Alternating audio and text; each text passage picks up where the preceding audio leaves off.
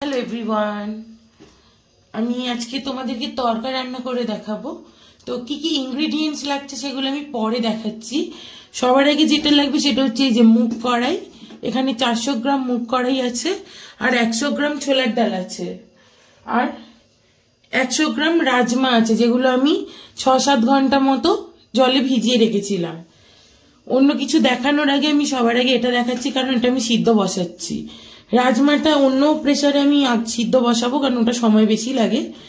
আর এখন আমি মুগ কড়াইটা সিদ্ধ করব একটু নুন দিয়ে।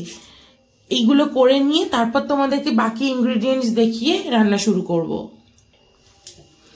আমি জল দিয়ে দিয়েছি, আর এতে আমি 1 স্পুন মতো নুন দিয়েছি, আর একটুখানি নুন আমি দিয়ে দিচ্ছি। দিয়ে এবারে বাকি যা আছে পরে দেখাবো। এটা এরকম ভাবে 5টা থেকে 6টা সিটি হবে। এটা 5-6টা সিটি হতে থাক। সেটা হয়ে গেলে তারপর আমি অন্যগুলো দেখাবো। এখন আমি আরো একটা প্রেসার কুকার নিচ্ছি। এই যে এর মধ্যে আমি রাজমাটা দিয়ে দেব। এই যে দেখো, রাজমাটাও আমি এরকম ভাবে সিদ্ধ বসিয়ে দিচ্ছি। এর মধ্যেও আমি অল্প একটুখানি নুন দিয়েছি। দিয়ে এটা প্রায় 8টা থেকে 9টা সিটি হবে, আর মুগ কড়াইটা 4টে থেকে 5টা। তো চলো তোমাদেরকে এবার ইনগ্রিডিয়েন্টস গুলো দেখিয়ে দিই। তরকা বানাতে কি কি লাগবে। এটা কিন্তু একদম রেস্টুরেন্ট স্টাইলের তরকা। তরকা বেসিক্যালি ধাবাতে খুব ভালো রান্না করে। রেস্টুরেন্ট স্টাইল বলতে পারো বা ধাবা স্টাইল বলতে পারো, মানে আমরা হোটেলে গিয়ে যেটা খেয়ে থাকি। দেখো, মুগ কড়াই, ছোলার ডাল আর রাজমা তিনটেই কিন্তু এরকম ভাবে সিদ্ধ হয়ে গেছে। আমি একটা জায়গার মধ্যে ঢেলে নিয়েছি।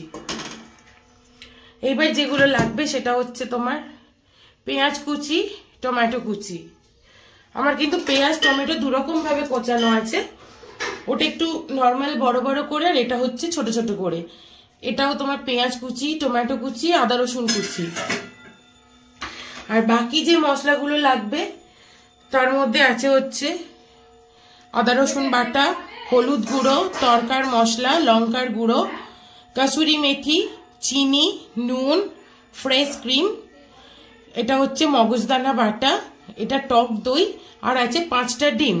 আর একটা জিনিস আছে, সেটা হচ্ছে আমাদের বাড়িতে মাংস রান্না হয়েছিল পরশুদিন। তো আমি সেই মাংস থেকে এক্সট্রা তেলটা তুলে রেখেছিলাম।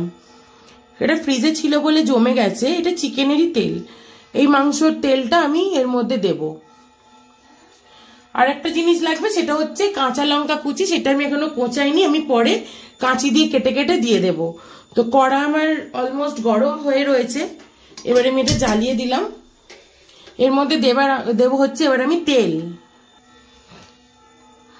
সাদা তেল দিলাম। তেলটা একটু গরম হয়ে যাক, তারপর আমি বাকি জিনিসপত্র। তেলটা গরম হচ্ছে যতক্ষণ, আমি এর মধ্যে একটুখানি চিনি দিয়ে দেবো। চিনিটা তেলের উপর দেওয়ার কারণ হচ্ছে কালারটা ভালো আসা।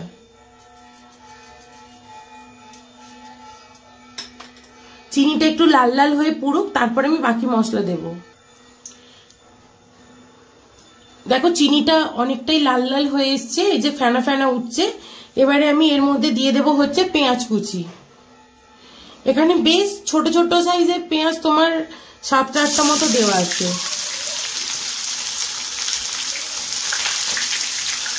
এটা একটু হতে থাক। পেঁয়াজটা খুব সুন্দর করে ভাজতে হবে, একদম লাল লাল করে।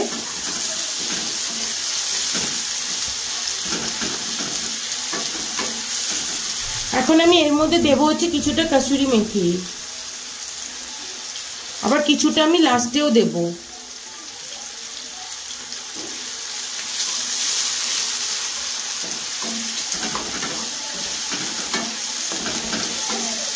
পেঁয়াজটা ভাজা হতে থাক, তারপর বাকি মশলা দিচ্ছি। জানো তো, আমি না তোমাদেরকে আর একটা মশলা বলতে ভুলে গিয়েছিলাম। অনেকগুলো জিনিস তো পরপর রাখা ছিল, এটা স্ক্রিপ্ট হয়ে গেছে। আমি এর মধ্যে না সামান্য একটুখানি নারকেল কোড়াও দেব, খুবই কম, এইরকম ধরো আর একটুখানি।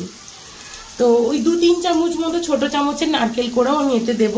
সেটা আমি ভুলে গিয়েছিলাম, তাই এখন দেখিয়ে দিলাম। দেখো, পেঁয়াজটা কত সুন্দর ভাজা ভাজা হয়ে এসছে। আরো একটু লাল লাল হোক, তারপর আমি এর মধ্যে টমেটো দেব। দেখো, পেঁয়াজটা কত সুন্দর লাল লাল ভাজা হয়ে গেছে। এখন আমি এর মধ্যে দেবো হচ্ছে টমেটো কুচিটা।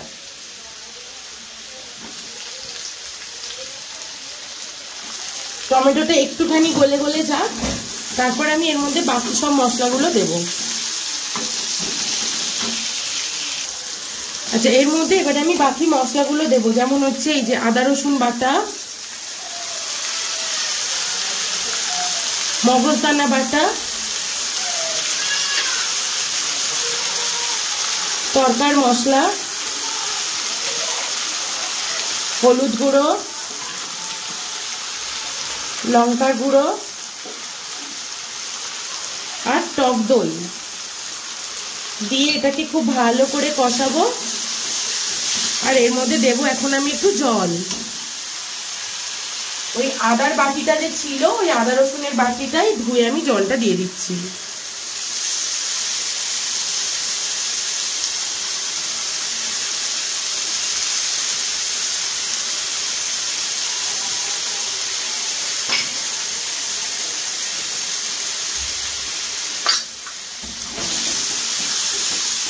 এবার এই মশলাটা থেকে খুব ভালো করে কষানো হয়ে যাক, তেলটা বেরিয়ে যাক। এখন এর মধ্যে আমি দেব হচ্ছে ডিমটাকে আমি একটু আলাদা কড়াই ভেজে নিচ্ছি, নিয়ে সেই ভুর্জি করে সেটা দেব। তাহলে এই মশলাটা থেকে তেলটা কষানো হোক, মশলাটা থেকে তেলটা ছাড়ুক, তারপর বাকি কিছু দিচ্ছি। এখন আমি এর মধ্যে দিয়ে দেবো হচ্ছে মাংসের তেলটা।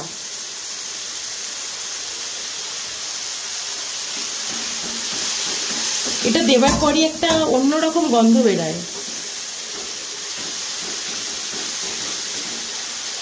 মশলাটা আরো একটু ভালো করে কষুক, তারপরে আমি ওর মধ্যে নারকেল কোড়াটা দেব। এই যে নারকেল কোড়া এতটুকু।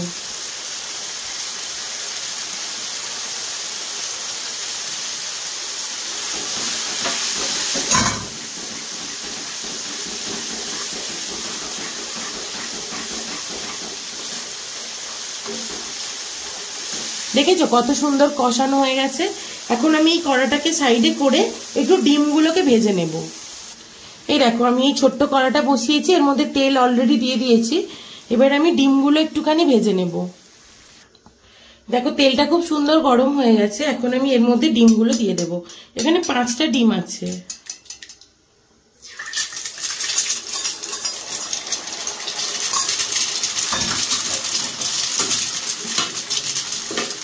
এটা নুন টুন কিছু দেওয়ার দরকার নেই, যেহেতু তরকারির মধ্যে যাবে। এমনি জাস্ট ভুর্জি করে নিলেই হবে। এই কড়াটা আমার একটু পরে আবারও কাজে লাগবে। তরকার যে মেন ফোড়নটা লাস্টে দেওয়া হয়, সেটা আবার এই কড়ার মধ্যেই আমি ভাজবো। ডিমটা আমি ভেজে নিই, তারপর দেখাচ্ছি।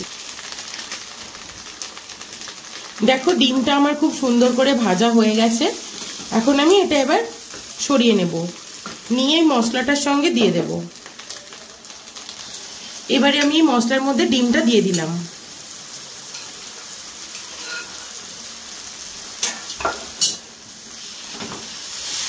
এই দুটোকে একটু ভালো করে মিক্সড করে নিই। তোমরা চাইলে এই সময় এর মধ্যে গোটা গোটা কাজুও দিতে পারো, মানে হাফ হাফ করে ভেঙে নিয়ে, বড় বড় কাজু হলে হাফ হাফ ভেঙে নেবে, আর যেগুলো হাফ ভাঙা কাজু পাওয়া যায় সেগুলো হলে ভাঙার দরকার হয় না। এই সময় দিতে পারো। আমাদের বাড়িতে কাজুগুলো দিলে আবার সবাই বেঁচে ফেলে দেয়, ওই জন্য আমি আর দিই না। এবারে আমি এর মধ্যেই সিদ্ধ করা ডাল আর রাজমাটা দিয়ে দেব। তোমরা চাইলে এটাকে একটু ম্যাশার দিয়ে চটকে চটকেও দিতে পারো। আমি এই খুন্তি দিয়ে একটু নাড়তে নাড়তে এরকম ভেঙে ভেঙে দেবো, দিলেই দেখবে অনেকটা গলে গলে যাবে। ডাল এমনি পুরোই সিদ্ধ। এটা খুব ভালো করে মিক্সড করে নিয়ে তারপর আমি এর মধ্যে দিয়ে দেবো জল। ব্যাস, আর লাগবে না। এবারে এটা ফুটতে থাকুক, আর একটু ফুটলে তারপর আমি ওই ফোড়নটা করব, ফোড়নটা আমি দেব। এটা একটু ভালো করে ফুটুক।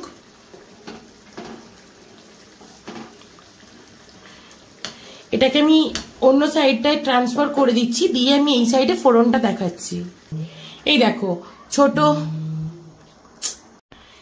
ছোট কড়াটা আমি বসিয়ে দিয়েছিলাম। এখন ওর মধ্যে আমি তেল দিয়ে দিয়েছি, তেলটা কিন্তু খুব ভালো করে গরম হয়ে গেছে। এখন এর মধ্যে দেব হচ্ছে আমি আদা রসুনের কুচিটা। গ্যাসটা কমিয়ে নিয়ে দিচ্ছি, কারণ না হলে তো পুড়ে যাবে।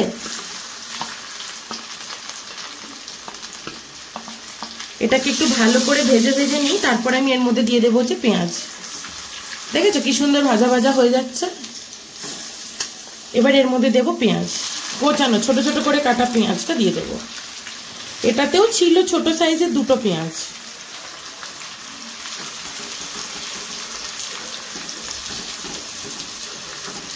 টমেটোটা আরেকটুখানি পরে দেব।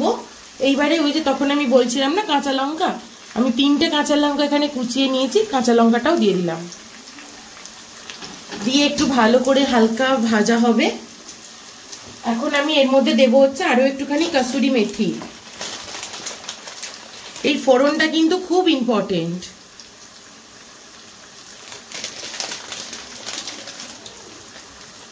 উল্টো দিকে কিন্তু আমার তরকাটা ফুটছে, মশলার সঙ্গে ডাল যেটা দেওয়া ছিল ওটা কিন্তু ফুটছে।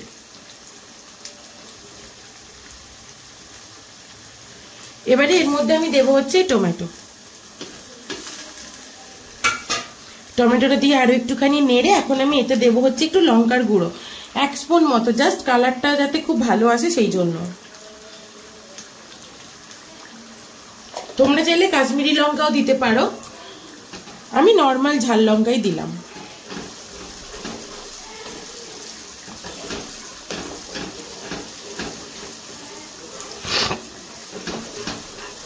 এই দেখো এটা কিন্তু রেডি হয়ে গেছে। এটা এর থেকে বেশি আর ভাজবে না, এটা কিন্তু খুব বেশি ভেজে ফেললে আর ভালো লাগবে না। এটাকে এবারে আমি সাইড করে দেব। দেখো আমি কড়াটা আবার এই দিকে শিফট করে নিয়েছি। এবার আমি এই ফোড়নটা এর মধ্যে ঢেলে দেবো, এটা যেটা এক্ষুনি ভাজা হলো।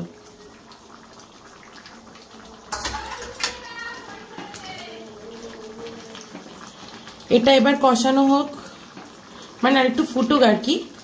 তারপরে এর মধ্যে আমি আরো একটু তরকার মশলা দেব, দিলেই কিন্তু আমার তরকা রেডি হয়ে যাবে। আর দেব হচ্ছে ফ্রেশ ক্রিম।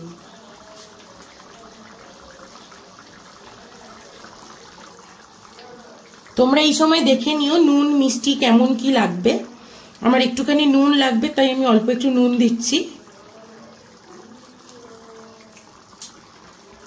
এখন দেব হচ্ছে ওই যে তরকার মশলা আরো একটুখানি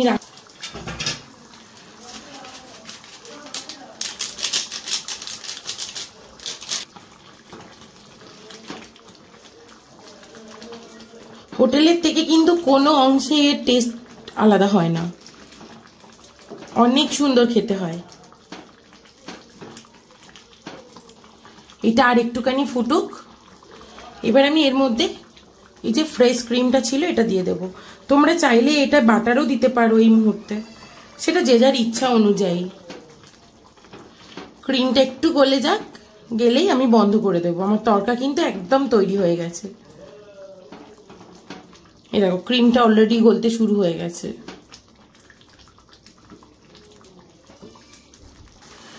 দেখো এখন আমার তরকাটা কিন্তু খুব ভালো করে ফুটে গেছে, এটা একদম তৈরি। এতে আর দেওয়ার মতো আমার কিছুই নেই। আমি একদম যখন সার্ভ করব তখন এর মধ্যে 1 চামচ মতো বাটার দেব। এখন আর এতে কিচ্ছু দিতে হবে না। এর থেকে বেশি ঘন করলে তখন কিন্তু আবার রুটি খাওয়ার সময় শক্ত শক্ত হয়ে যাবে। তরকা কিন্তু নান, তন্দুরি রুটি বা নর্মাল যে বাড়িতে আমাদের হাত রুটি হয় তার সঙ্গেই ভালো লাগে। লুচি পরোটা এইসবের সঙ্গে কিন্তু তরকা খেতে ভালো লাগে না। এই দেখো এটা অলমোস্ট হয়ে গেছে। আমি এবার এটাকে সার্ভ করে তোমাদের দেখাচ্ছি। এই দেখো আমি এটাকে সার্ভ করে দিয়েছি, মানে জাস্ট এমনি একটা জায়গার মধ্যে ঢেলে নিয়েছি। এর মধ্যে আমি আর অন্য কিছুই দিইনি, ওপরে একটুখানি ক্রিম ছড়িয়ে দিয়েছি আর 1 চামচ ভর্তি করে বাটার দিয়েছি। এর গন্ধটা খুব ভালো লাগবে।